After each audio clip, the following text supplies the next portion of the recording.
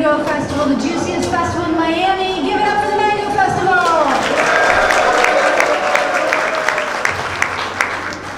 It's warm, and I hope you're enjoying the AC. So when you come in, please make sure you shut the door so we can keep this beautiful AC in here. That's awesome. All right, so thank you for joining us today. My name is Amy Padoff. I am the very proud Director of Education here at Fairchild, and I'm happy to introduce our next speaker for you. I don't know if this is making weird noises. I don't know, we'll figure it out. Our next speaker to join us today is one of my dear friends who makes me smile when I get to see him. One of the greatest storytellers I know, so look out, you're gonna have a bumpy ride today. Today we have Dr. Richard Campbell, the former Director of Horticulture here at Fairchild. He is now the Senior Vice President of Global Operations for Carulli Brothers. Dr. Campbell leads the global mango initiatives for Carulli Brothers and directs the development of their fruit and vegetable crops for his highly diversified American fruit company. He is a native of Florida. He draws on his years of travel experience collecting research from fruits in Asia, Africa, and the Americas to provide the latest information and innovation in horticulture crops. He has authored hundreds of scientific and popular articles on fruit culture, dozens of chapters, 3 books, and is a staff writer on Edible South Florida magazine. He is a lecturer, as you will see, quite the fun lecturer today, on horticulture at local and international levels, and a South Florida gardener and mango farmer, and one of my friends. So without further ado, let me turn it over to Dr. Richard Campbell.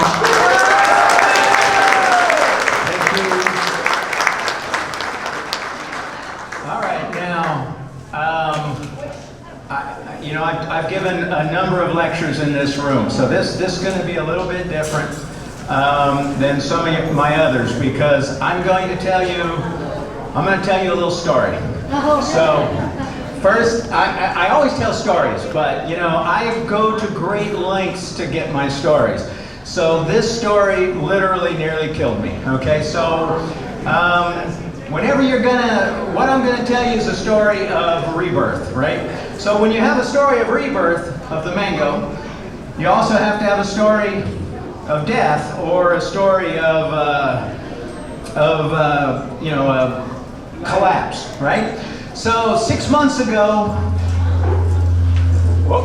six months ago, while on vacation in Portugal, I had a acute pancreatitis induced coma, and I died. Okay, and this is true story, by the way. This is absolutely true. They waited for my family to come in to say goodbye to me, but before they could get there, I woke up. Right? I attribute it all to mangoes. Okay. Now, I happen to have an out-of-body experience. Now, I'm not a normal person who would ever believe these things or have anything like that. I don't believe in anything. I'm a total doubter about anything, if any of you all know me, right? Well, I'm not anymore, okay, because I did have my out-of-body experience. My out-of-body experience, when I finally was able to tell the psychologists in the hospital and everything, because I was in the hospital for 12 days, and and again, even when you wake up, you're still supposed to die and all that kind of stuff. I finally had to tell him. He says, no, it says out-of-body experience is completely normal. It's all good, right? And I said, yeah, but I don't know, doctor, it's a little, I'm a little embarrassed. And he says, why? He says, what did you see? I said, well, basically, I now have a plan for mangoes for today, tomorrow, the next day, and for the rest of my life that involves the whole, and I just went on and it stopped. And then I never stopped talking. Okay, now, that's normal for me never to stop talking, right? So by the time I left the Hospital de Luz in Lisbon, I was, everyone in that hospital knew my entire grand plan for mangoes that is going to happen. And by the way, when I say that it's a story of rebirth, it's a story of rebirth of the mango as well as my own, okay? And that is because the mango she is broken, okay? Mangoes are broken.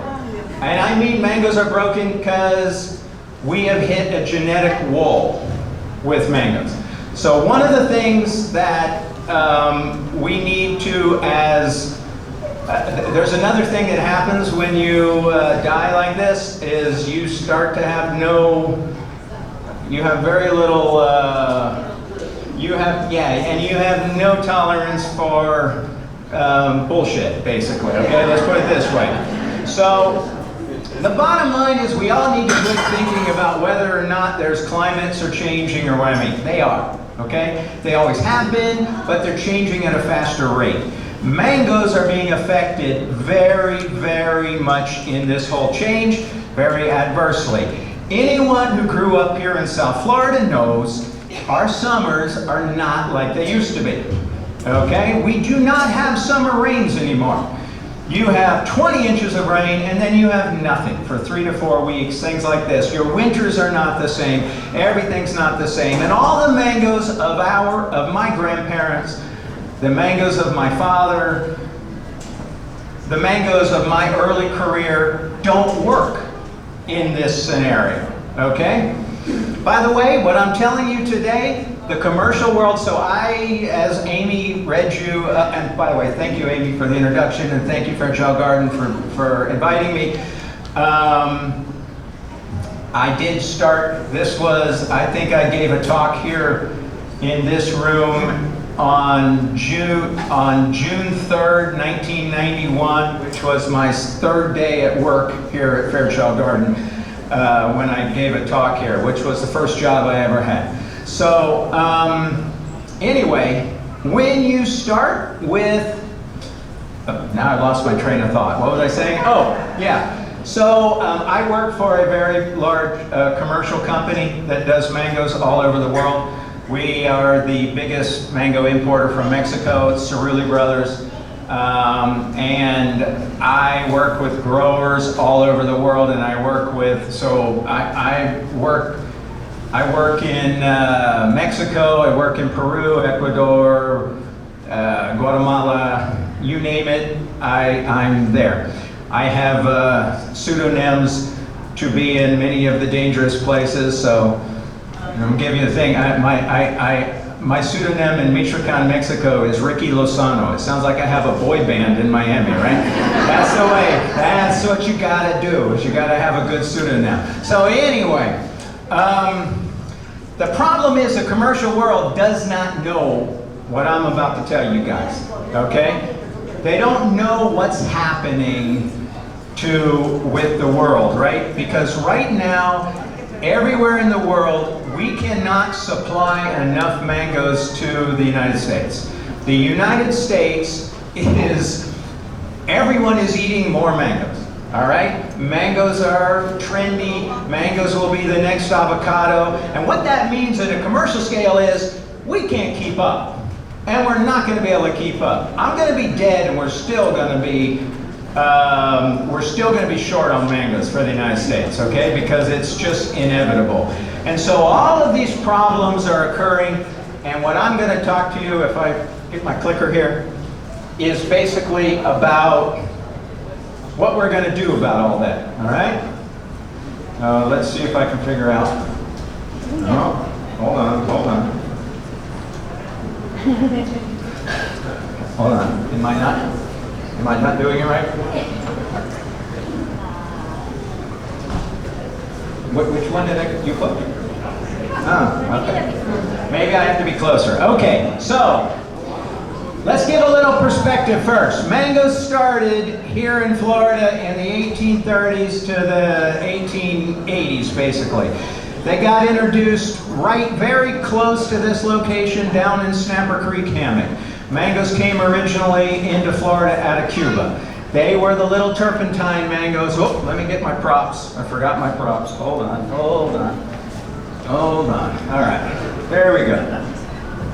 All right, so mangoes came into Florida. They were grown on here. This is when everyone lived in here along Old Cutler.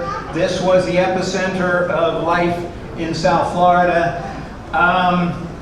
David Fairchild he was the head of the U.S. Department of Agriculture Seed and Plant Introduction Division. And so he brought in Mogoba, Totapuri. Those are two Indian varieties. They got together with turpentine. And then in 1910, you got Hayden and you got Brooks. This is what changed the world.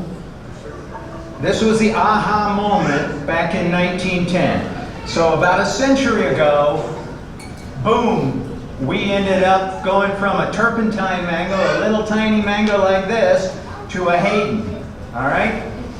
And we never looked back. That's when they started planting mango orchards here in South Florida. We started exporting mangoes. They would go on the trains, go up to New York, sold for big money. Florida became the epicenter of mangoes in the Western Hemisphere. Then what happened? Opa, hold on. There we go. So, from the 1930s to the 1960s, because David Fairchild had the incredible foresight to go out and collect all of the best genetics of mangoes around the world and bring them back down here and plant them, and they all would cross, and then people would get together every summer and have a mango party and taste mangoes and select mangoes, and they then would have the discipline to go in and graft them and make orchards and make research on it and do all that sort of stuff, okay? This is not something that has happened very often in the history of humans in terms of agriculture, okay? For mango, Florida is the place that changed the mango. It's not where the mango came from.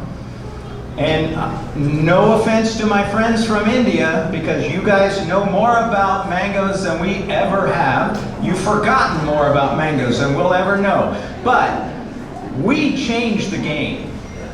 Okay, Florida, we changed the game. We took what you guys had, we looked at it in a different way, and we created something different. All right? Now, and again, I'm not casting aspersions at India. I love India. I've been there and traveled and all of that, and I respect the way they look at mangoes. But we did something that we created things that had never been seen. So what did we create? We created Tommy Atkins, Kent. Tommy Atkins, Kent, and Hayden are still make up 90% of the mangoes grown in international commerce across the world, okay? And that was done back in 1930 to 1960, but basically 1930s, 1940s, all of those varieties were selected. By the way, help me with your math, that was a century ago, all right? So, I sit on National Mango Board. I sit on, with the Secretary of Agriculture for many, many different boards that we work on policy and agriculture and what's going to happen in the future. And we all talk about new varieties. And you know what they talk about? They talk about the other varieties that never made it, like Anderson, like Alice, like Becky, like Glenn. All of these things that were household names for us in Florida. But you know what? Those are all selected, again, a century ago. Those are all the new varieties that everyone's talking about around the world, are mangoes that are a century old for us, right? Now, that's a problem, all right? Because, again, we need to start talking about new genetics. So, and I'm kind of moving rather quickly in all of this, but there's a reason, okay? So then, in the 1980s, 1990s, Fairchild Garden, the U.S. Department of Agriculture, University of Florida, private nurseries began to go ahead and go out and collect and think about it. I came to Fairchild here in 1991. And true story, and I'm looking back there, true story, they handed me a pencil, showed me a desk, and said, make me a fruit program. And I said, okay. And it all made sense to me, okay? That all made sense to me. Make me a fruit program. I understood what he meant when they told me that. And so we started to go out as a plant collector. Now if you look at what we collected over my career, or we caused to be collected over my career, we brought in more mango varieties than have been brought into the United States for the past 150 years. So we started to bring in selections and work with everyone and revitalize the Mango Forum, started having mango festivals, started bringing in new, looking at all of this stuff and looking at it in a different way, okay? So we, once again, the way I like to look at it is we had to reshuffle the deck, all right? We had to take those genes and do like this and get it. Why did we do that, all right? I am a person who is I'm paranoid, and I am always waiting for the other shoe to fall, all right? I knew we were in trouble with mangoes before the trouble ever got here because I'm paranoid, okay? I'm always ready for the trouble to come. And I always knew there would be an Armageddon moment with mangoes. And we would end up with an agricultural problem because we were genetically narrowed because we had selected these mangoes in the 30s and 40s, and then no one had done anything for a long time after that, right? So when we started here in the 80s and 90s, what we needed to do is we went out and brought in totally different genetics. Different colors, different shapes, different flavors, different blooming types, different adaptations, looking at them in a whole different way. The world had changed, right? I mean, just look around this room. When I talked here the first time back in 1991, this is not what the room looked like, all right? Let's just say our cultures have changed. We are a melting pot. Everybody who, you know, we are genetically the most varied place on the planet in people, and we're genetically the most varied place in the world on mangoes after what happened here, after this work. So, thinking this further, I'm like, all right, now, mango is just one species of edible fruit, okay? Nope, sorry, wrong one. Hold on. This is Mangifera indica, okay? That's the species of mango, right? This is what we know as a mango. This is what came from India and all of that stuff. But that's just one species. In Southeast Asia, there are 70 edible fruits that are not mangoes, but they're related to mangoes. They're wild mangoes. They're different things. So on this picture here, you have Mangifera larina, which is called Mamang Wang, and you have Rancha Rancha, which is Mangifera quadrifida, and then you have Mangifera odorata, and this one is actually a selection of odorata, so it's called a Rampagni. And none of those things up there are mangoes. Even though they look like mangoes, kinda, they're not mangoes. And including this one, the latex on that one will take your skin right off you. All right? It's a great, you know, it's a little bit of a dangerous fruit to eat, you know, but that's okay. Now, by the way, all of these fruits here were all evolved to be distributed by what creature? Orangutans. All right? Now, I'm only going to implicate myself and tell you that apparently I have a lot of orangutan DNA in me. All right? Because these mangoes do their job, okay? I am genetically programmed to go out, get these mangoes and eat them and then carry them around and plant the seed, right? Now, is that coincidence or is it genetics? No, I'm programmed for this, okay? This is in my genes, all right? And it's all because that's how these fruit evolved, all right? When you want to go collect mangoes from a place upriver in Kalimantan, There are orangutans that are watchmen on these groves of wild species. And if you want to get by, you have to bring them and pay them off with wild mangoes if you want to pass, because you don't want to mess with an orangutan. Okay, they're big and they're not particularly happy if you're going in there to take their mangoes, right? But I love everyone, so I go in and I can negotiate with orangutans, people, it doesn't matter to me. So I was able to get in there and get all this. So we started collecting wild species. In doing that, out of the 70, we eventually got to we built a collection of about 25 different species. And all of them grow on my front yard in Homestead.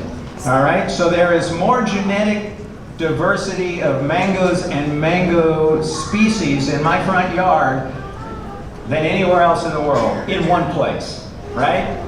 And by the way, if anyone is thinking of going and taking any of my genetic material and selling it, for the highest bidder, none of them are labeled. And I don't have an orangutan guarding them, but I do have actually she's the sweetest dog in the world. She looks really bad and like mean, but she'll let you take whatever you want. So anyway, she'll make your skin fall off. Right.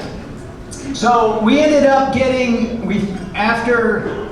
by the way, after a career of doing all this for 35 years, I ended up with 20 trees, right? So that can be looked at as depressing, or it can be looked at as a great thing, right? Because that's 20 more trees than anyone else had ever done, but that's still only 20 trees, because we didn't know what to graft these on, we didn't know how to do it, we didn't know any of these things, right? But we got these varieties and we got them, we got these species and we started to use them. So, what happened in the last 20 to 30 years? There was a new explosion of genetics with all of these introductions of new mangoes and new species and all of this, and we're all mixing up and we're shaking up the cards again, we're shuffling the deck again and putting all these genes together. And what we got was mangoes that are green-skinned and freestone. You have Angie, you have Diamond, you have Orange Sherbets, you have Sassy Loves, you have Venus, da-da, da-da, da-da, da-da, da-da, da-da, da-da. All of these mangoes make any commercial mangoes. They're not anything. You cannot compare them to commercial mangoes because it's not a competition. All right? All of these mangoes taste amazing. They have wonderful flavors, and it's not the only thing they have. They have extremely novel genetics. So what they will do eventually, again, I will be long dead when all of this happens, but these things will go on to change the world. All right, we all think, when I first started, I can remember sitting there telling my dad, hey, I'm going to get out of college and I'm going to change the mango world. I'm going to change the world. Everyone's going to be growing all these new mangoes and all that kind of stuff, right? Well, Cerulli Brothers, the company I work for, we are the biggest importer of specialty mango varieties to the United States, right? But it's this big, okay? I mean, it's tiny, tiny, tiny. We bring in like 4 different species, or 4 different varieties of novel mangoes. We bring in Keo Savoy, Namdak Mais, we bring in Totoporis, and we bring in actually Orange Sherbet, and a few other things. So, but the bottom line is, after all of this time, I still haven't changed very much, all right? So it's only going to come later on as you guys start to demand, go down to Publix right now. No, I shouldn't pick on Publix, okay. I'm not gonna pick on Publix. Go down to any grocery store you wanna find in South Florida right now, and if they're selling Tommies, pick a Tommy up there and go to the manager of the store and say, why are you selling this piece of garbage when there are great mangoes out there? That's what you do, because you guys have more power than I do. I sell them, okay? They're my client, right? So I can't tell them anything if that's what they want to pay for, you know? But you guys can. You're a consumer. You can tell them that you don't like that and demand that they bring in better stuff, right?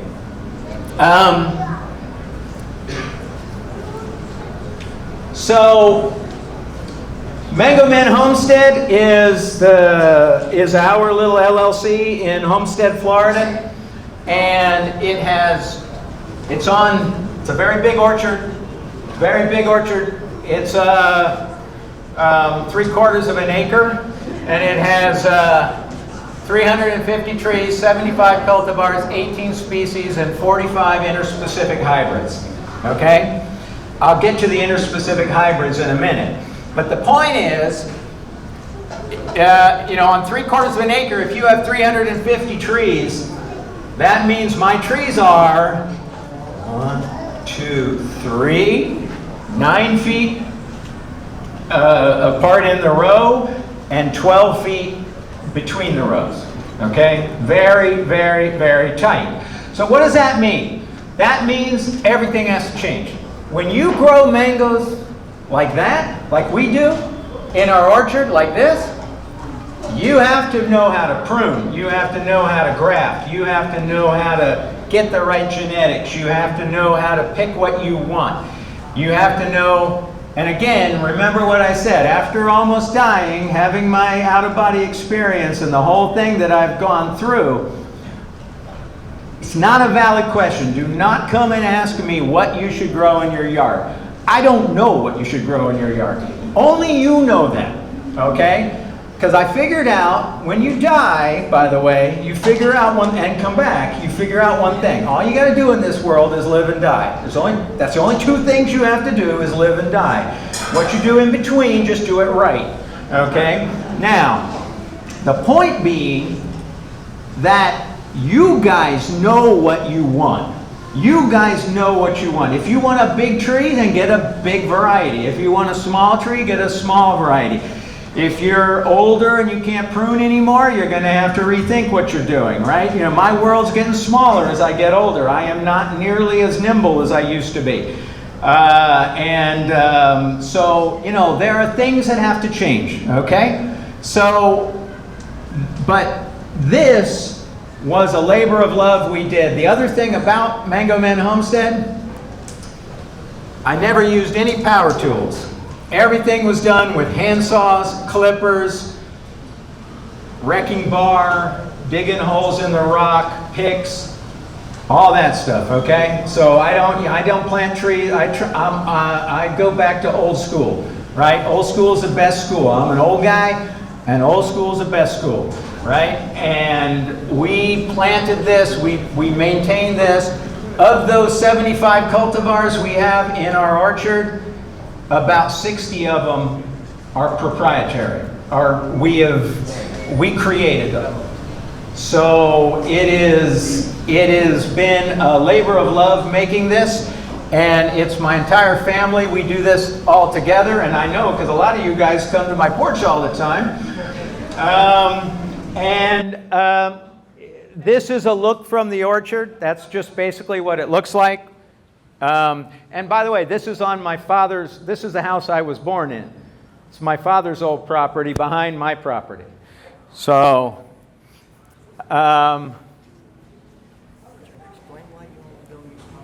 Oi? Yeah.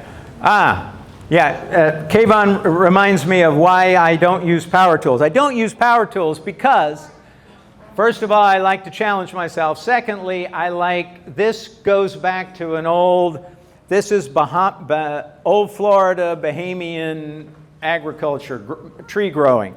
So to give you an idea, you guys live here, that's what our soil is, right? It's sinkholes, and we plant in the sinkholes. We make sure and have that. We dig out all of our sinkholes. This is our our poster child for Mango Men Homestead is a coral snake. Coral snakes live in our sinkholes. By the way, I left out on my acute pancreatitis that killed me. It was caused by a brown recluse, they believe, by a brown recluse spider bite, right? Because there's only 3 creatures that can cause pancreatitis: brown recluse, Gila monster, and a scorpion. Correct. Very good. Whoever said that, very good. And so, but and brown recluse are native to Portugal, and we saw one the day before I had my attack. So anyway, but coral snakes, I've never been bitten by a coral snake, but my older brother was bitten by a coral snake in this yard when he was 8 years old, and he was the first antivenom in Florida, and he was saved by Bill Haas from the Serpentarium. So we used to have, Bill Haas would come down to dinner, and that's how I got to know Bill Haas, and that's why we protect the coral snakes in our yard. Used to make money as a kid catching coral snakes, and my dad would drive us up to South Miami, and we'd give them to Bill Haas, and he would milk the coral snakes and then give them back to us, and we'd release them, and he'd give us $20. This was a long time ago, man. $20. Wow. And I had a racket going, man, and I would always keep catching those coral snakes, and oh man, don't tell me I can get $20 bringing you something. I'll do it all the time. All right. So that's, by the way, yeah, she doesn't look that intimidating, does she? That's Kuka, my guard dog. Okay. But what I'm showing you is Kuka's not very tall. Okay, she's a dog. She only stands about that tall. And that is one of our interspecific hybrid trees. That's a dwarf. And it's actually a cross with Mangifera lorina and a Tommy Atkins of all kinds. And it's super dwarf and produces like that. And it's clean. And it's one of the trees we grow. Now, that's the perfect tree if I could make all of my trees that big. All right? I don't have to climb it. I don't have to do anything. It's perfect. There's only one problem. All right? There's multiple problems.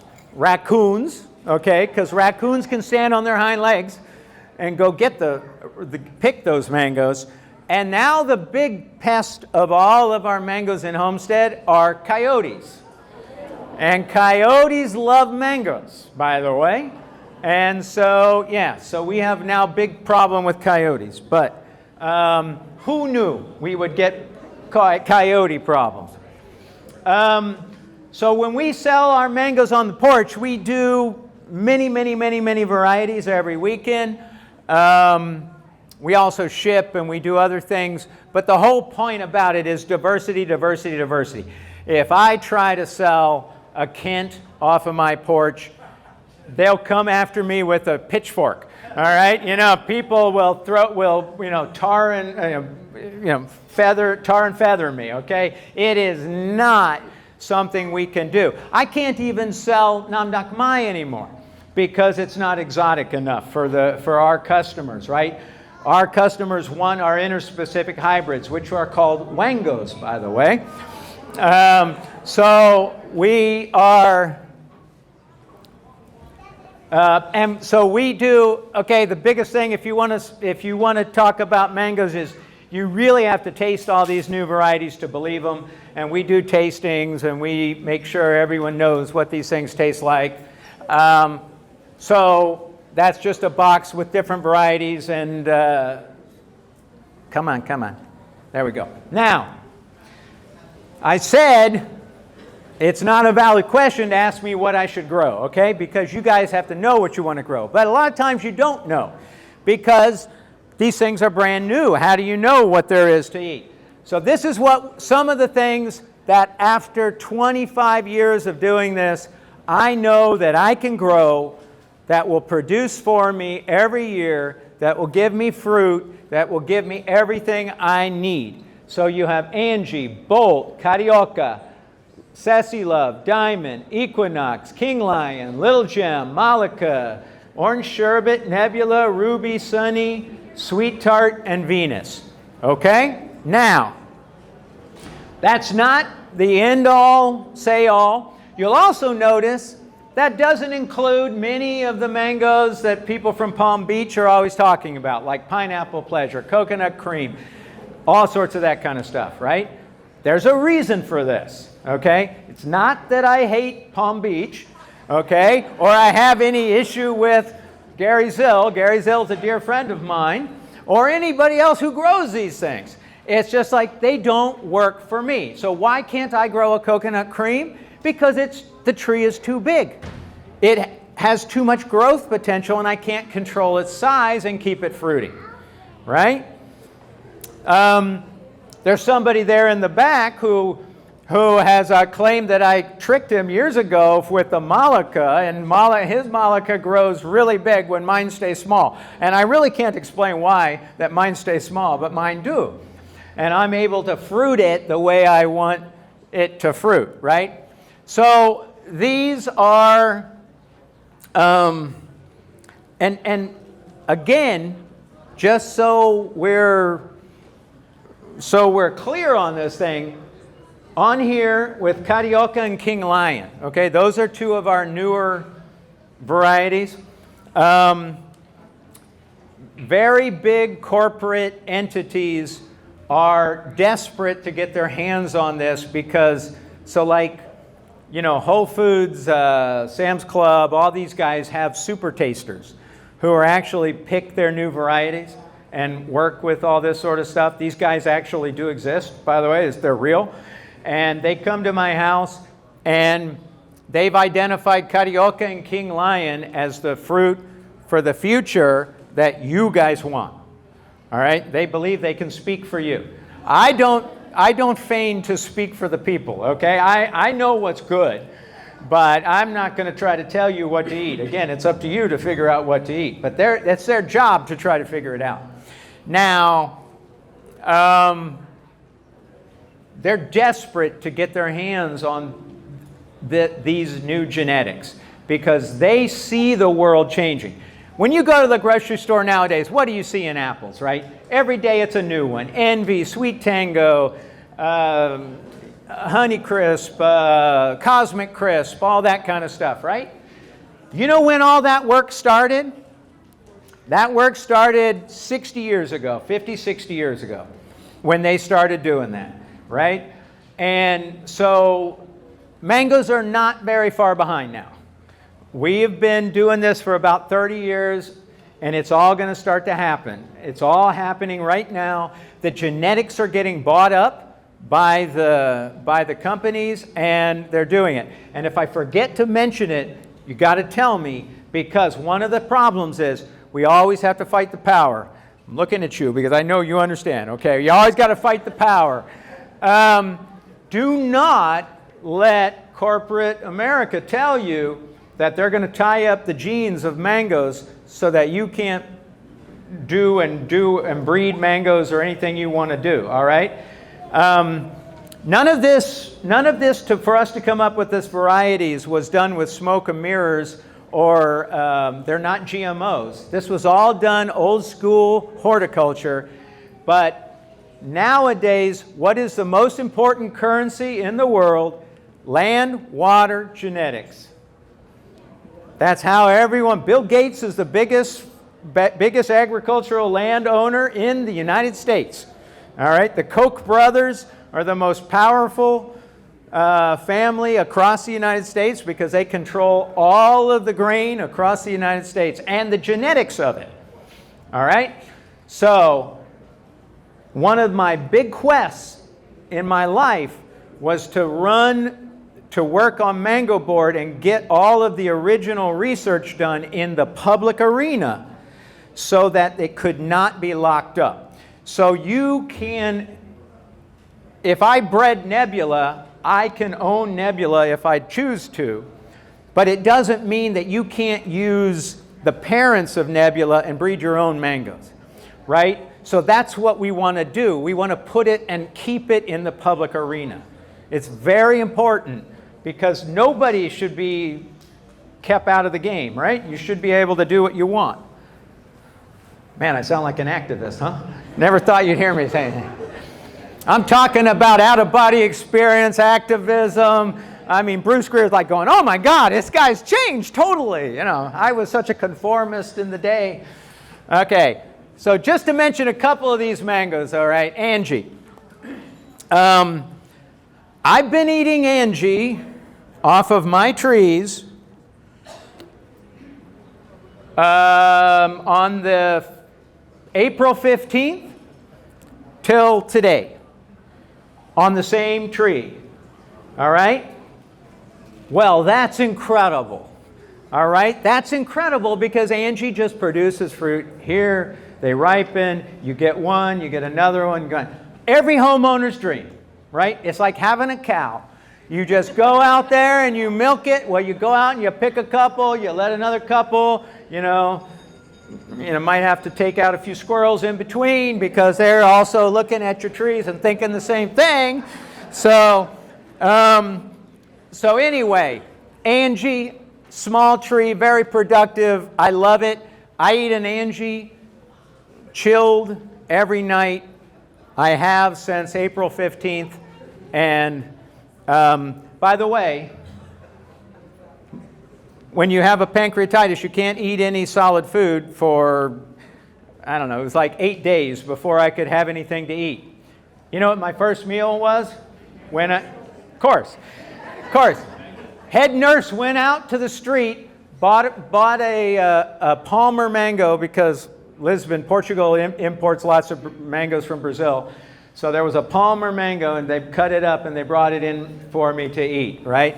And so I will tell you that you should eat mango every day of your life because that's what saved my life, and that was the first thing I ever ate. Yes, so always eat it. And I don't care what form it's in. You can eat dried mangoes, you can eat frozen mangoes, you can eat mango juices, you can eat anything you want, but eat a mango every day. Also, very, very important for cognitive function. All right? Mangoes they have novel compounds in them that help in cognitive function. We supply, from Mango Man Homestead, we supply a lot of private chefs that work in these think tanks at like Cambridge and Harvard and places like that. Truly, organic mangoes are the best thing for your brain that you can do. Also for inflammation and even reverse aging. I'm 200 years old. I didn't tell you that. I was setting you guys up for that. Come on now. Yes.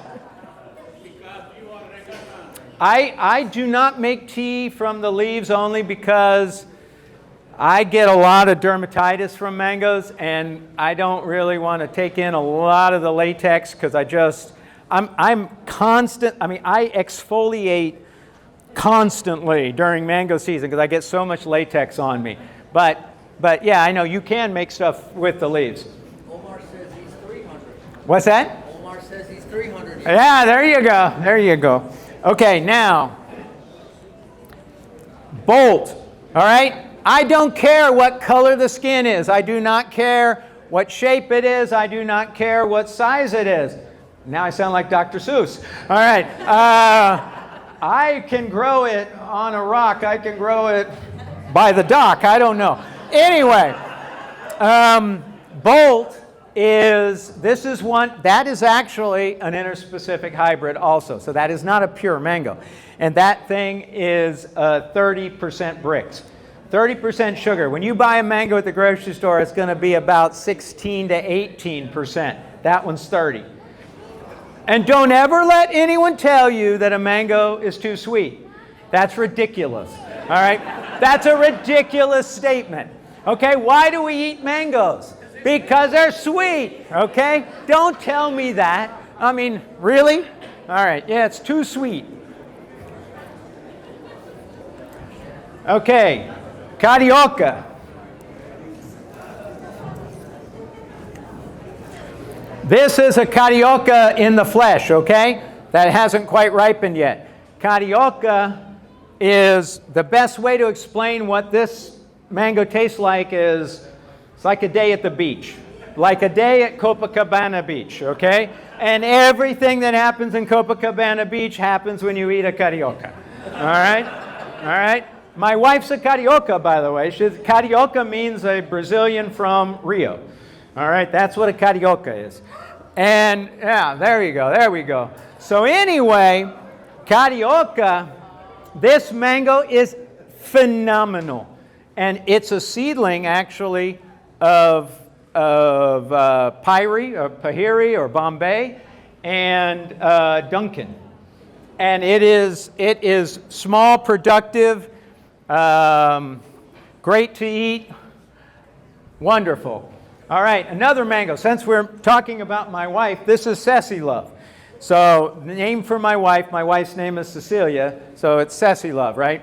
We used to have a dog named Saci, and people used to come to my porch to buy mangoes, and they would lean into me and they'd say, "You named the mango after your dog? Or they named your dog after your wife?" And it's like, no, it's Ceci Love. Okay, so anyway, Ceci Love, this is, again, small tree, productive, excellent quality. You can't go wrong. Hold on. Come on now. There we go. Diamond. Since we're talking about mangoes in the flesh, here we are again. Oh, wrong one. There's a diamond. Okay, diamond. Online, people are going to tell you that diamond tastes like rotten vegetables. Well, remember what I told you when I first started? I said, that's ridiculous. Okay? What they taste like, this is a complex mango that anyone who really loves mangoes, if you do it right, you harvest it. So one of the things in here, you see everything in my bag is green and hard like this, okay? That's because this is how you harvest mangoes, and this is how you ripen them up. It's too cold in this room to ripen up a mango. You ripen it up outside, 85, 90 degrees, fan blowing on it in the shade. Protected from raccoons, rats, possums, your neighbors, yeah. Birds, dogs, cats, anything else, all right? Do not put them in a paper bag. Whatever you do, do not put them in a plastic bag and ripen them up that way. That's the best thing. But the fan, the air movement's very important. It would be even better to ripen them up at 20% relative humidity. But good luck finding that around here right now, okay? We love diamond. Diamond is one of my favorite mangoes. It tastes like durians. Now, that's a good thing, by the way. What is the worst thing you can do in this world is be generic. I'm telling you, generic. Does anybody go out looking for a partner and say, I really want to find somebody who's generic and, very boring and not exciting in any way, right? We call that white grape juice, all right? White grape juice, they stick into every other thing. It's just like apple juice, the whole thing, and it's horribly boring. Uh-oh, am I running out of time? No. Oh, all right. King Lion. Okay, King Lion, named for the rapper. We actually have a rap video on this. It's called, the rapper's name is Pressure Busspipe, and this is the other guy, the local Miami guy is King Lion. And anyway, we did it's true story. We did a rap video. They did a rap video during the pandemic, because they couldn't go down to the Caribbean and film it, so they filmed it in our orchard. All right? And so we named the mango after him. Lo and behold, we didn't know it was going to be such a great mango. It's a really, really good mango. This is actually a Glen seedling, and I don't have any of them with me because I have a waiting list for like 20 years for people to get them, and which is a real problem, but it's, Little Gem. Little Gem actually is one of Gary Zill's mangoes. We grow it, again, because it's small, productive, late season. I used to always do everything I had to grow mangoes when I was at Fairchild to end this weekend, right? So I could not show up for work for the next couple months after that, right? So I do it. But nowadays I can't do that, so I have to grow late season varieties like Little Gem. Malacca, another one. That's actually an Indian mango that's pretty old. It's a couple, it's about 100 years old. But this one works very well in our orchard. Very pretty, very good, melon flavored, and disease tolerant. Orange sherbet, which is, here's a green one right here that's getting ready to ripen. Another one, then I have a waiting list out, forever. This is one when we come, I will give you a hint. If you come to our porch to buy mangoes, we hide them under the table. We hide mangoes under the table, so you have to know how to ask, So we do that. I've been accused of doing this my whole life, but now I actually have to, because I literally, we spend most of our time disappointing everyone because we never have enough of anything. Ruby, Julie seedling, very, very good, sister of Super Alfonso. Sweet tart, actually a sweet tart in here. If you've never eaten sweet tart, it is exactly what it sounds like. It is sweet and it's tart. Just like, never mind, there's a joke there. But, our names for mangoes are much more colorful. Let's put it that way, yes. I have, we have our Celestial series, and the Celestial series are like things like Big Saturn and all that kind of stuff. Now, the reason we call them the Celestial series is because the flavor's out of this world. Ha, ha, ha, ha. You got it? And then we name mangoes after goddesses. Not gods, but goddesses, of course. So we've been naming, we have, all of our new ones are like Artemis, Ceres, and Mayari, and things like this. So, speak of that, but I didn't name this one. This is Venus. All right, this one is from Gary Zill. This is another one that, I got one in the bag here. Hold on. Just want to show you that I'm not faking it, all right? There's a Venus, right? Venuses are weird. They're like always misshapen. So that's a mango that will never be a commercial mango, by the way. And the reason it is it's totally not uniform. Very hard to pack, all right? So you can't put this in a box and get it to arrive, or it's not going to have the same size. Because one thing's about, I saw one of our a box there of mangoes that somebody had on the floor. And, the laws about weights and measures is one of the oldest laws on the books in the United States.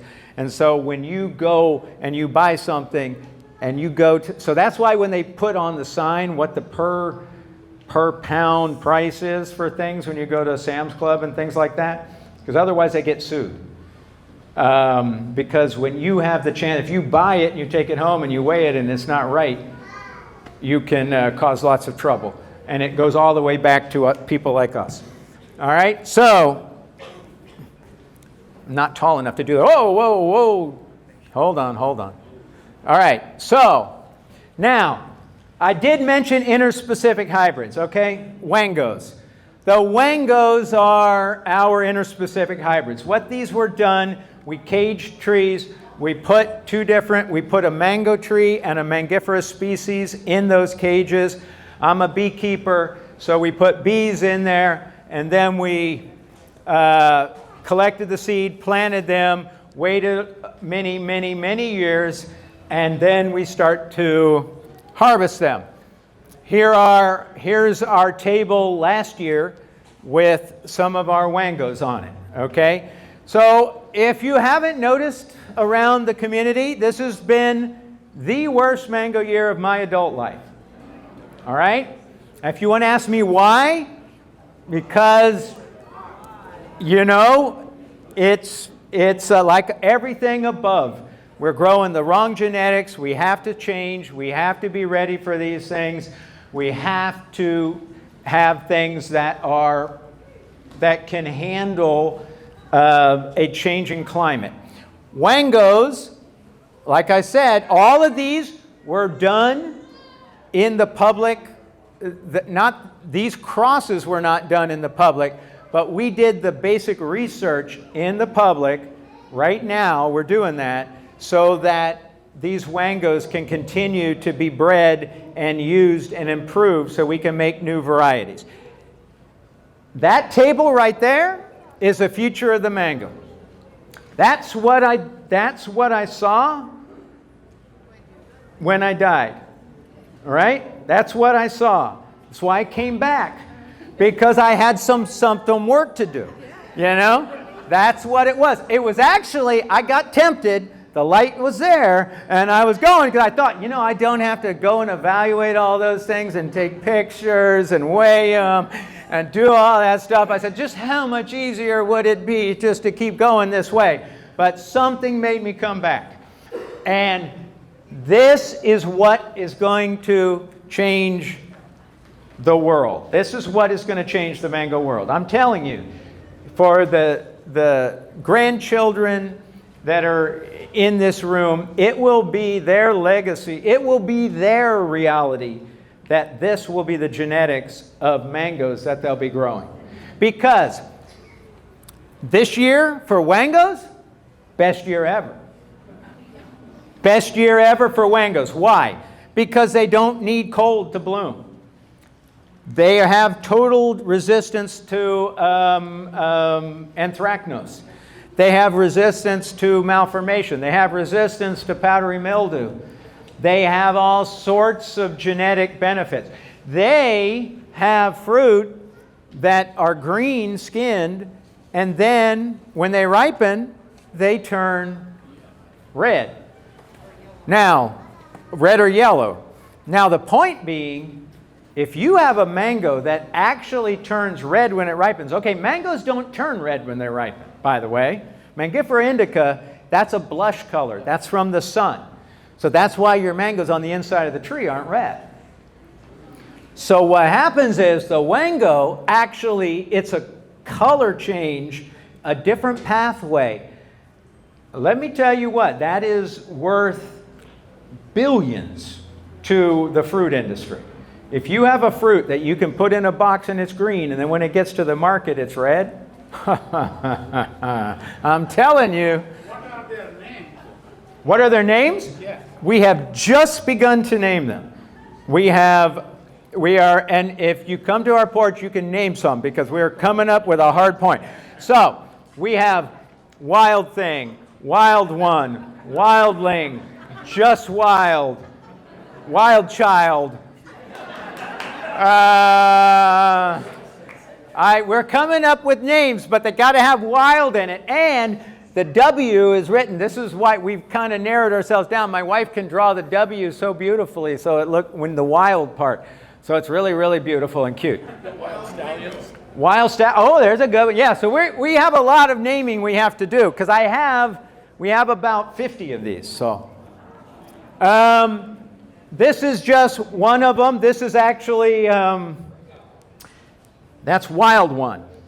All right, it's not written on it, but tastes like durian. Okay, now I'm going to tell you what. I'm very controversial. As some people around here know, I'm a very controversial guy. And I've been thrown off of National Mango Board multiple times because I speak my mind. All right? And when you put me on a government committee, doesn't mean I'm not going to talk. All right? So last fall, lawyer for the Secretary of Agriculture says he wants to go out to dinner with me. I go out to dinner with the lawyer, sits me down. Whenever a lawyer asks you to go out to dinner, makes you a little nervous. Anyway, and he's like, yeah, and he had researched me. He knew everything about our Mango Men homestead, everything, knew my kids' names, the whole thing. Then he tells me, he says, look, Secretary of Agriculture would like you to cease and desist from creating wangos. And I'm like, Are you kidding me? Okay, now, you mean, really? Seriously? And he's like, yeah. And I'm like, why would I do that? What's wrong? And he says, well, you know, you've created something that we can't tax because it's never been defined. Okay? It's not. There's a box tax on mangoes. Okay? So every box of mangoes we sell in the United States, we get charged, we charge ourselves, and that's used to promote mangoes. But a wango has never been defined because it's not a mango. This is not a mango. This is a whole new fruit. It's a wango. And it doesn't exist in the government's eyes, and it's never been defined. And as we know, our government is not functional right now, and they can't get together and create anything. So they can't define it. They cannot define this mango because everybody's just fighting over silly stuff and not over naming mangoes. Because that's what they really should be doing, right? They should be defining mangoes. So, I had to leave Mango Board again because I'm ticking off the Secretary of Agriculture. But that's okay. If you can't tick off the Secretary of Agriculture, you're not doing it's a boring day if you can't do that. All right. Now, some of these things are really wild, okay? So like we've been tasting the one for the last couple weeks off our porch. It just got named today by somebody, and I don't remember the name now. But anyway, it's white-fleshed, like that. It's snow white, tastes like a Granny Smith apple. Crunchy. It's not. That's not Alan Porbanishon. That's a wango right there. And it wasn't one of the parents. Alan Porbanishon is white. Exactly. So is Jahangar. I love white-fleshed mangoes. They're wonderful. A lot of the North Indian stuff is. But there are a lot of species that are white flesh too. And that's what, when we've done this breeding, we've ended up coming up with these. There we go. All right, I think that's my last slide. So I told you the coral snake was our spokesman. And although coral snakes don't speak very much. But by the way, that is a real coral snake, and it's really alive, by the way. It's not, no coral snake was injured in taking of that photo.